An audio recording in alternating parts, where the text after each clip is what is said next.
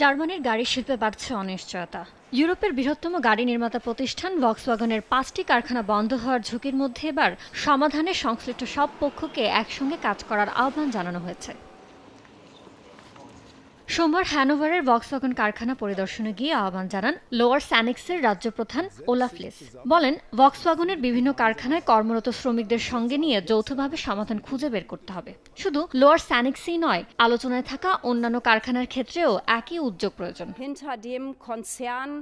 এদিকে ভক্সওয়াগনের ওয়ার্কার্স কাউন্সিলের প্রধান ড্যানিয়েলা কাভালো জানিয়েছেন, পরিচালনাগত কারণে কর্মী ছাঁটাইয়ের বিষয়টি তারা মেনে নেবেন না। তার মতে, কর্মীদের জীবিকা নিয়ে যাতে আতঙ্ক তৈরি না হয় সেজন্য কোম্পানির দায়িত্ব হলো শ্রমিকদের সঙ্গে কার্যকর যোগাযোগ নিশ্চিত করা।